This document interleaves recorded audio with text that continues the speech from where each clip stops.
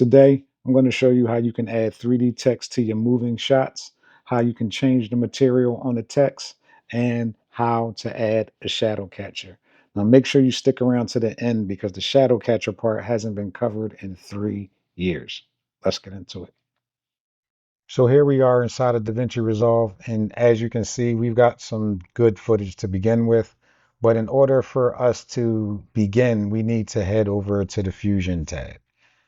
Now, once we're in here, we have our basic node set up. We've got our footage, but we need to be able to track our footage. So with the input node selected, we want to hit Shift, space bar, and then type in camera, and then select the camera tracker, and then hit Add. And it will automatically drop the node into our node tree. Next, we want to hit preview auto track locations. What this is going to do is going to give us some dots so that we can get a preview of how many tracker markers that we have. In order to get more, lower your detection threshold as well as your minimum feature separation. And as you can see, we have a good amount. Also, make sure that you have bidirectional tracking selected and then hit auto track. Bidirectional tracking just means that it's going to track forward and then track backwards, which will give you a much more accurate track. This takes a minute, but we speed it up for the sake of the tutorial. And now that the track is done, you can see we've got tracker markers everywhere. You can go into your camera tab and change any settings. Mine's are automatic, so then I just go solve. This takes a minute as well. So just be patient, go get you some coffee or something, but we're going to speed it up for the tut. As you can see, we have a 1.64 solve error, which is high. So we're going to clean tracks by filter, then play with our sliders until we have selected a substantial amount of the tracking points, right?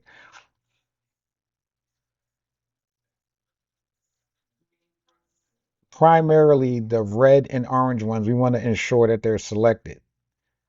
And if you scroll to the bottom, you'll get a count. 30,000 out of 39,000 are selected. That's a bit high.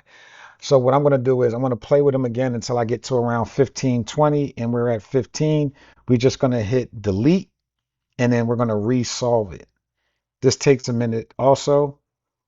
And when it's done, we have a zero point 0.4 solve error. That is phenomenal. Anything under 1 is a good track. We're good to go at this point. So now we want to go into our export tab and go into 3D scene transform.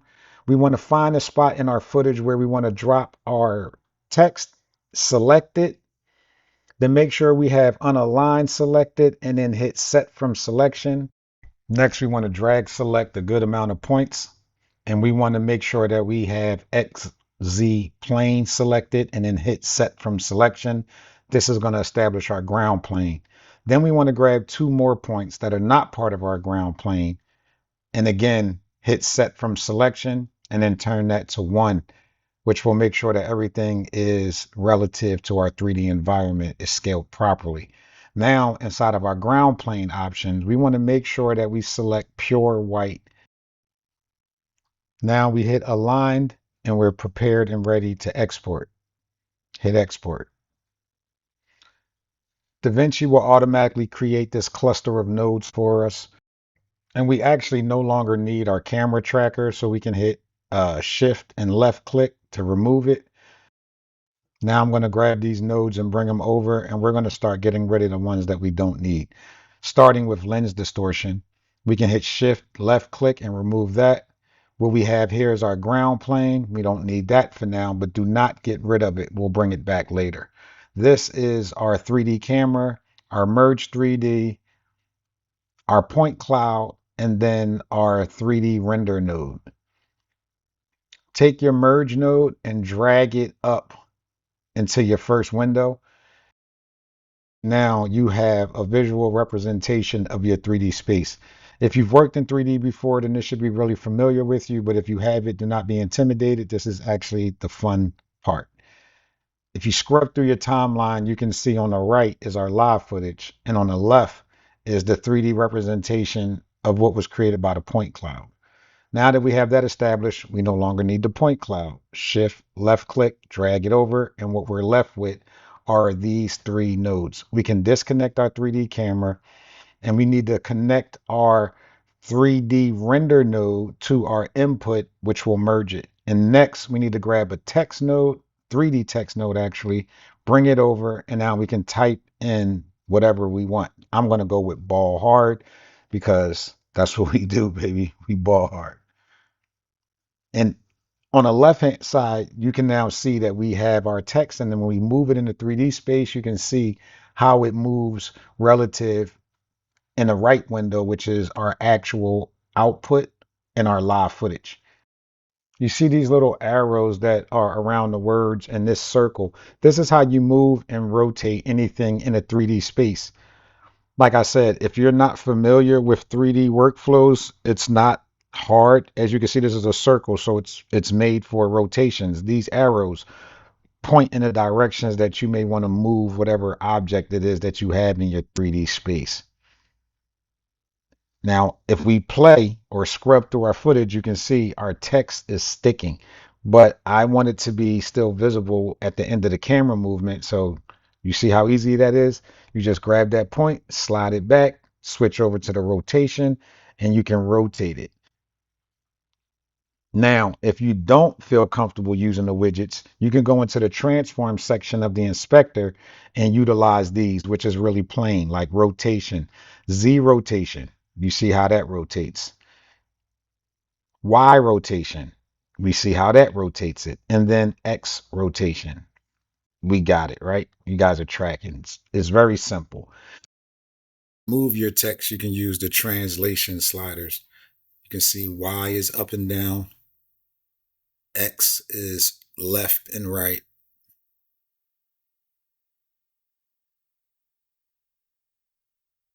And Z is forward and back. Very simple. But as I stated before, I really enjoy utilizing the actual widgets because it just makes it easier for me. Now, once you got your text in position, we want to select our font.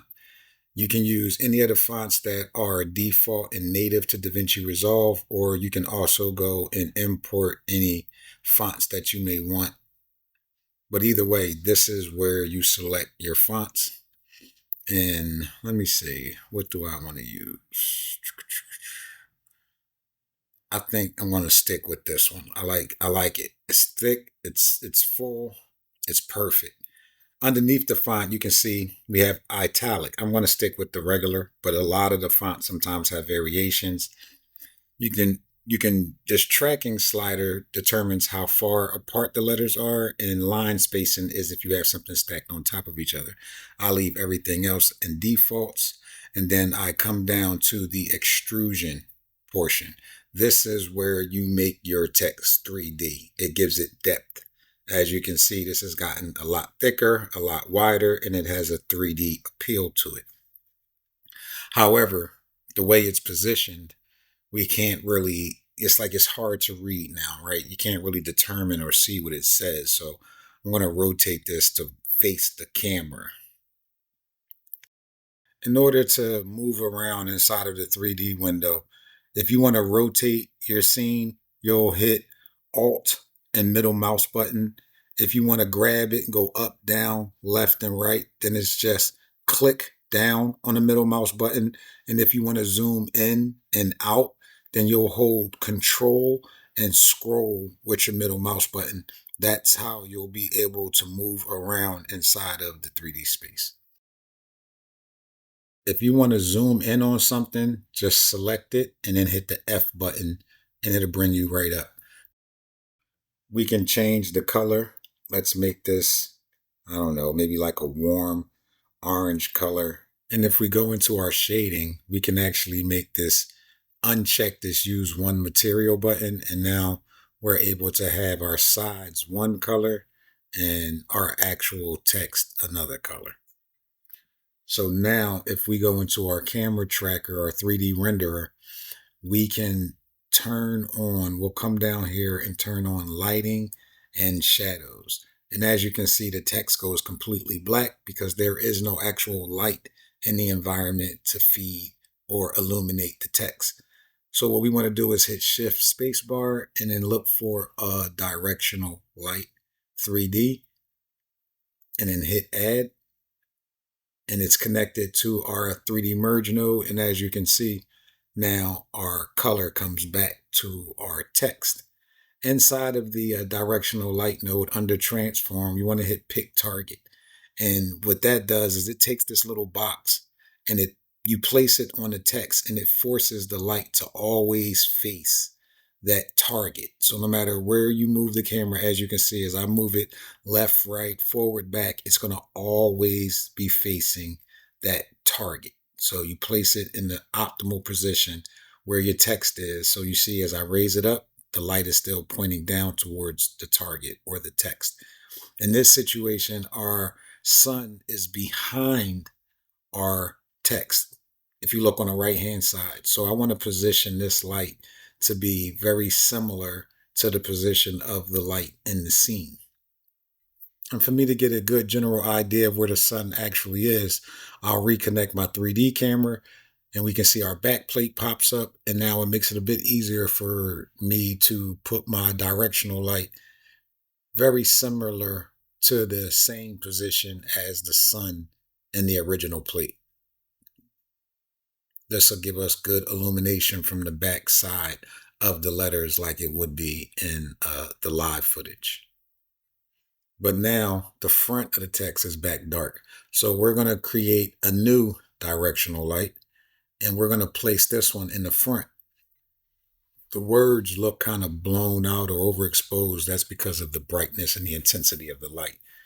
But what we'll do is we'll put another target and we'll place that roughly in the same space as the original target that we put up for the light, like we did for the light on the back side.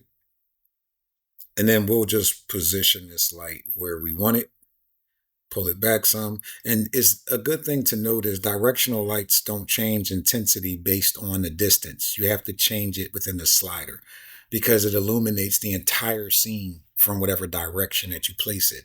So close or far away isn't going to change it. And then you can also change the color of the light by using your picker. So here I just selected the actual sun, and now I think it looks good. It looks like it kind of fits with the scene a lot better. And as we scrub through, we've got a good track. We've got some shadow. We have lights affecting the text. So we're off to a really good start. But if you notice along the edges of these words, let me get in a little bit closer so that you can see the text. Let me turn it back to one material and change the color. Let's go back to white real quick. I want you to see when we get close up on these, when we get close up on this 3D text. You can't really see it in the 3D window, but if I get close in the live feed window, you see those dark black edges where those like shadows are because there's no light hitting them. That's a very easy and simple fix. We'll just come down, select our 3D merge node, shift space and type in amb and bring in our ambient light. And what that's going to do is going to distribute light all throughout the text. And as you can see now, those dark harsh shadows no longer exist. It looks like it's light actually reflecting off of the sides of those letters. So that's how you fix that cheesy dark look along the edges. And now we can go back and switch our color back. And look on the sides. You see those highlights that are being produced as a result of that ambient light? Those weren't there before. So that's a really small detail, but small things go a long way when we're talking about creating stuff, especially in a 3D space. Now let's name these nodes. You just hit F2 and then type in the name of each light. First one I'll call key light. Second one I'll call fill light. This will eliminate any confusion if we have to go back and make adjustments later. Now let me grab this 3D text node and bring it over here to the right because now we're going to actually add some texture to our text. If you go up into the effects tab under templates and under fusion, you come down to shaders and we have a bunch of different shaders that we can apply to our text. I'll show you. I'm gonna grab this brick one and bring it in, but as you see, I cannot connect it to the 3D text node. So in order for us to apply it, we need to hit Shift Space Bar as usual, but make sure the 3D text node is selected, and then type in replace. And then we'll get a replace 3D material node. And then as usual, we'll hit add. And now it's automatically tied into the node. And then we take the brick shader, actually the brick shader, sorry, and connect it to the replace material node. And now we have a shader applied to our text. It's no longer just a solid color. And if you go inside of the brick node, we have a bunch of different sliders that we can play with: brick size, mortar space, brick height, all of these things that you can play with and pretty much customize the shader to look the way that you prefer. Me personally, this is okay, but I don't know. It's just something about it it's just not getting me excited. So I'm pretty much just going to delete this node, and then I'm going to bring in my own texture. If you just drag it right in, and now you can just connect it directly to the replace material node, just like before. And now we have a better texture. You can bring in textures from any 3D software. You can make them. You can get them from a plethora of sites. And now with my directional light, my actual fill light, I want to bring down the intensity so now it blends back into our scene. And now the next thing I want to do is go into my specular section under materials and bring down the intensity. Well, bring it back up just a little bit because this wall, I don't want it to be shiny. I want it to have a little glare, but I don't want it to be shiny. And then I can play with the intensity of my fill light to bring it back so it looks, subtle in the way I want it. And now this is the part where most people tend to get stuck. We're about to add the shadows. Now time for the fun stuff. Let's disconnect our 3D camera and kind of make sense of all of these nodes. Move these things around. Move that over there. Kind of bring it all together so it's not so spread out everywhere, Because what we're going to do is we're going to bring them all together and place them inside of an underlay. And the way that we do that is we're going to drag select all of our nodes, shift spacebar, and type in underlay. And then we'll hit F2 to give it a name, text merge.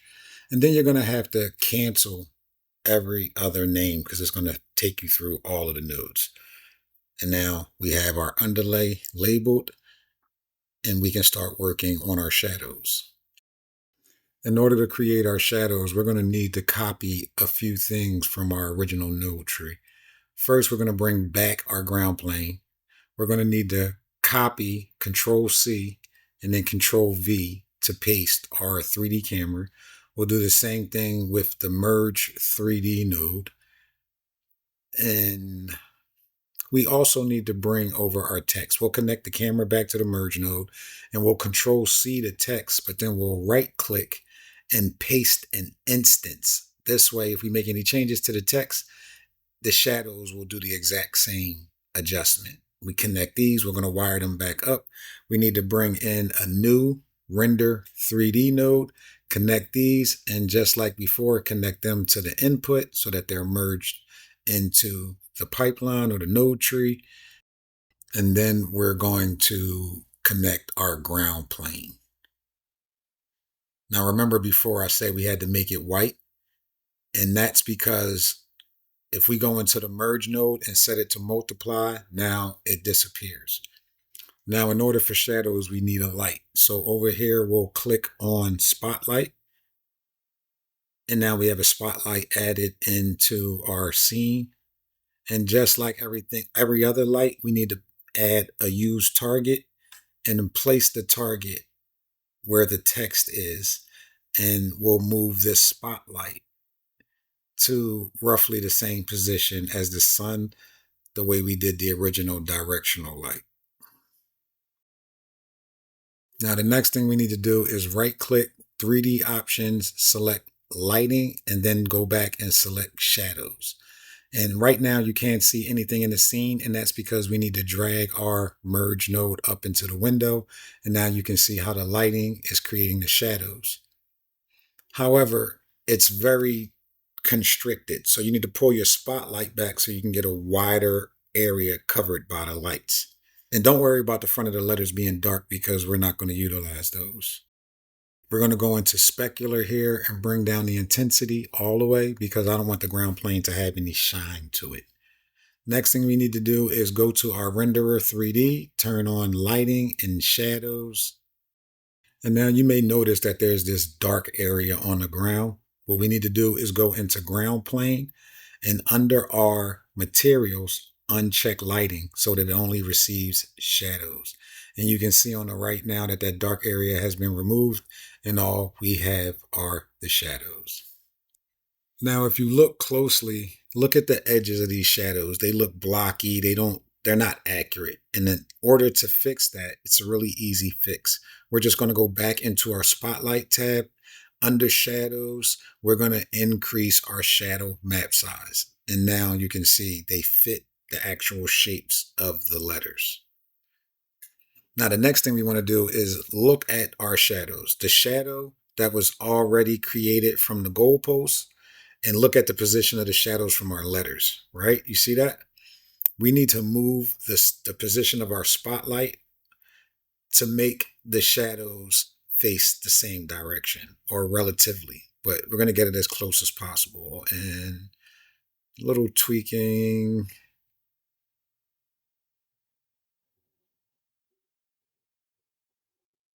That's about accurate, right? Everything is lined up. The reflection from the goalpost, as well as the shadow from the goalpost, sorry, as well as the shadow from the letters.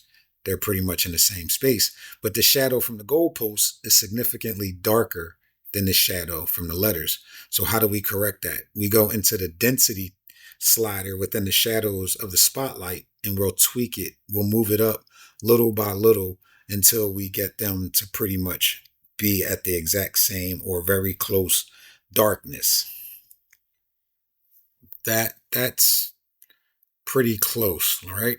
It looks about the same. Now, one other thing that we can notice is those shadows from the goalposts are soft, whereas ours are hard. And in order to make them soft like this, you just go down into the softness drop down at the bottom of shadows and turn it from none to constant, and then decrease your constant softness, and it'll give you a nice, subtle, soft shadow. You can also increase this bias slider to remove any darkness that might still sit around from the ground plane. Do you remember earlier when I told you don't worry about the spotlight sitting behind the letters? This is why I explained that. Because what we're going to do here is we're only going to use the shadow. We're not going to use the text. And the way that we bypass the text and only pull the shadows is with an override node. So with our 3D text selected, we'll hit Shift Spacebar. We'll type in over, select the override 3D and hit Add. Now, over in our inspector, we want to click on Do Unseen by Camera and then Unseen by Camera. Now, if we take our merge and slide it up to the first window, you can see the one on the left is just the shadows. The one on the right is the text with the shadows. And since there is no text and just the shadows, what we typically call this is a shadow pass. So let's highlight all of these nodes and as usual, Shift Spacebar, type in underlay, add that, and now F2 to rename it. And we'll call this shadow pass. And that's it. So we've tracked our scene, we've added 3D text, changed the materials, and dropped shadows. Now you guys know something that hasn't been shown in 3 years. Thanks for watching. Subscribe and hit that notification bell so you'll be notified when I drop new tutorials. As usual, stay creative.